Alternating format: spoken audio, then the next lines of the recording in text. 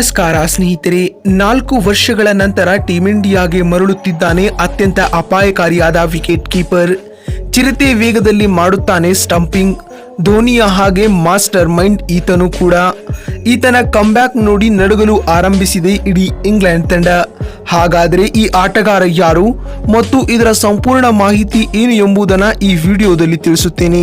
ಆದರೆ ಅದಕ್ಕೂ ಮೊದಲು ನೀವು ಕೂಡ ಟೀಂ ಇಂಡಿಯಾದ ಅಭಿಮಾನಿಗಳಾಗಿದ್ದರೆ ತಪ್ಪದೆ ಈ ವಿಡಿಯೋವನ್ನ ಲೈಕ್ ಮಾಡಿ ಮತ್ತು ನಿಮ್ಮ ಪ್ರಕಾರ MS ಧೋನಿ ಹಾಗೂ KL ರಾಹುಲ್ ಇವರಿಬ್ಬರಲ್ಲಿ ನಿಮ್ಮ ನೆಚ್ಚಿನ ವಿಕೆಟ್ ಕೀಪರ್ ಯಾರು ಎನ್ನುವುದನ್ನ ಕಾಮೆಂಟ್ ಮಾಡುವ ಮೂಲಕ ತಪ್ಪದೆ ತಿಳಿಸಿ.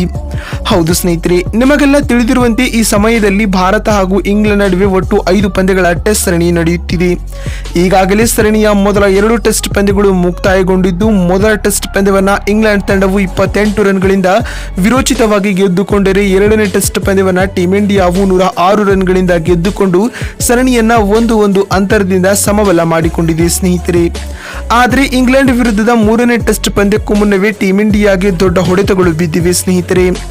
ಮೊದಲನೆಯದಾಗಿ ಟೀಂ ಇಂಡಿಯಾದ ಅತ್ಯುತ್ತಮ ವಿಕೆಟ್ ಕೀಪರ್ ಕಮ್ ಬ್ಯಾಟ್ಸ್ಮನ್ ಆದ KL ರಾಹುಲ್ ಅವರು ಮೊದಲ ಟೆಸ್ಟ್ ಪಂದ್ಯದಲ್ಲಿ ಬಿರುಗಾಳಿಯ ಇನ್ನಿಂಗ್ಸ್ ಆಡಿದರು. ಆದರೆ ನಂತರ ಇಂಜುರಿ ಆದ ಕಾರಣ ಎರಡನೇ ಟೆಸ್ಟ್ ಪಂದ್ಯದಿಂದ ಹೊರಬಿದ್ದರು. ಇದಾದ ಬಳಿಕ KL ರಾಹುಲ್ ಅವರ ರಿಪ್ಲೇಸ್ಮೆಂಟ್ ಆಗಿ ಕೇವಲ KS ಭರತ್ ಇದ್ದರು. ಆದರೂ KS ಭರತ್ ಸದ್ಯ ಕಳಪೆ ಬ್ಯಾಟಿಂಗ್ ಮೂಲಕ ಸದ್ದು ಮಾಡುತ್ತಿದ್ದಾರೆ. ಅಲ್ಲದೆ ವಿಕೆಟ್ ಕೀಪಿಂಗ್ ನಲ್ಲಿಯೂ ಗಮನ ಸೆಳೆಯುತ್ತಿಲ್ಲ. ಇದರಿಂದಾಗಿ ಮಾಸ್ಟರ್ ಮೈಂಡ್ ಉಪಯೋಗಿಸಿದ ಟೀಂ ಇಂಡಿಯಾ ಮ್ಯಾನೇಜ್ಮೆಂಟ್ 4 ವರ್ಷಗಳ ಹಳೆಯ ಹುಲಿಯನ್ನ ತಂಡಕ್ಕೆ ಕರೆಸಿಕೊಂಡಿದೆ. ಹೌದು ಸ್ನೇಹಿತರೆ, ಈ ಆಟಗಾರ ಬೇರೆ ಯಾರು ಅಲ್ಲ, ಅವರೇ ವೃದ್ಧಿಮಾನ್ ಸಾಹಾ. ಈ ಆಟಗಾರನ ಬಗ್ಗೆ ನಿಮಗೆಲ್ಲರಿಗೂ ಗೊತ್ತಿರಲೇಬೇಕು. ಕ್ರಿಕೆಟ್ ಅಭಿಮಾನಿಗಳಿಗೆ ಈ ಹೆಸರು ಕಿರು ಪರಿಚಯ.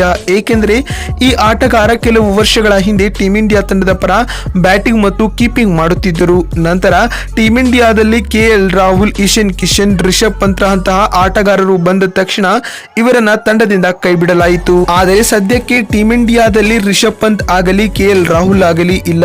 ಮತ್ತು ಅಷ್ಟೇ ಅಲ್ಲದೆ KS ಭರತ್ ಕೂಡ ಅಷ್ಟೊಂದು ಚೆನ್ನಾಗಿ ಆಡುತ್ತಿಲ್ಲ. ಆದ್ದರಿಂದ ಉಳಿದಿರುವ ಟೆಸ್ಟ್ ಪಂದ್ಯಗಳಿಗೆ ಟೀಂ ಇಂಡಿಯಾದಲ್ಲಿ ವೃದ್ಧಿಮಾನ್ ಸಾಹಾ ಅವರಿಗೆ ಅವಕಾಶ ಕಲ್ಪಿಸಲಾಗಿದೆ ಸ್ನೇಹಿತರೆ. ಒಟ್ಟಿನಲ್ಲಿ ವೃದ್ಧಿಮಾನ್ ಸಾಹಾ ಅವರು 4 ವರ್ಷಗಳ ಬಳಿಕ ಟೀಂ ಇಂಡಿಯಾಗೆ ಕಂಬ್ಯಾಕ್ ಮಾಡಿದ್ದಾರೆ ಅಂತ ಹೇಳಬಹುದು. ಆದರೆ ಇದೀಗ ಇವರಿಗೆ 3ನೇ ಟೆಸ್ಟ್ ಪಂದ್ಯದಲ್ಲಿ ತಂಡದ ಪ್ಲೇಯಿಂಗ್ 11 ನಲ್ಲಿ ಅವಕಾಶ ನೀಡಬೇಕಾ ಅಥವಾ ಬೇಡವಾ ಎನ್ನುವ ನಿಮ್ಮ ಅನಿಸಿಕೆಗಳನ್ನ ಕಾಮೆಂಟ್ ಮಾಡುವ ಮೂಲಕ ತಪ್ಪದೆ ತಿಳಿಸಿ ಸ್ನೇಹಿತರೆ. ವಿಡಿಯೋವನ್ನ ಇಲ್ಲಿವರೆಗೂ ನೋಡಿದ್ದಕ್ಕಾಗಿ ಧನ್ಯವಾದಗಳು. ಮತ್ತೊಂದು ವಿಡಿಯೋದಲ್ಲಿ ಸಿಗ್ತೀನಿ. ಅಲ್ಲಿವರೆಗೂ ನಮಸ್ಕಾರ, ಧನ್ಯವಾದಗಳು ಸ್ನೇಹಿತರೆ.